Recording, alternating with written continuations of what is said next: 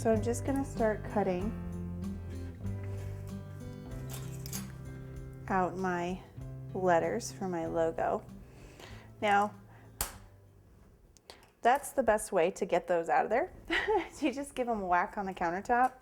If you're a little nervous doing that, you can always use a paintbrush to poke them through. I've done that myself, so whatever works best for you.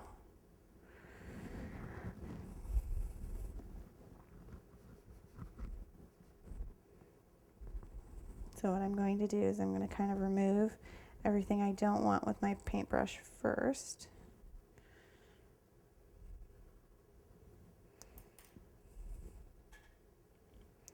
And I'm going to go, oh. And sometimes they're just going to stick, so you got to do the best you can.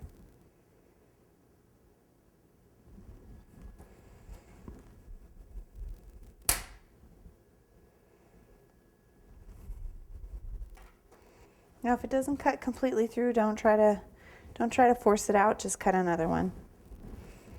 Okay, and I'm going to very carefully kind of slide these towards me. Now they're very delicate and they do break easily, but if you let them sit out for a little while, they do start to harden up.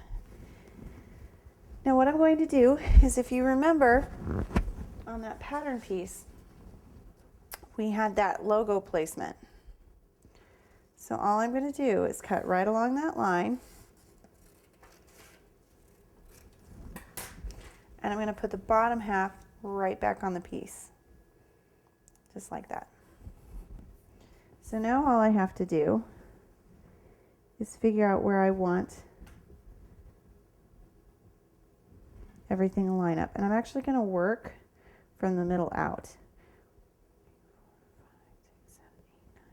I have 11, so I want the 6th letter, so I have 5 on each side, to be smack dab in the middle. And that actually happens to be my H. So I'm just going to carefully flip it over. Get it a little bit damp, and then place it right here in the middle.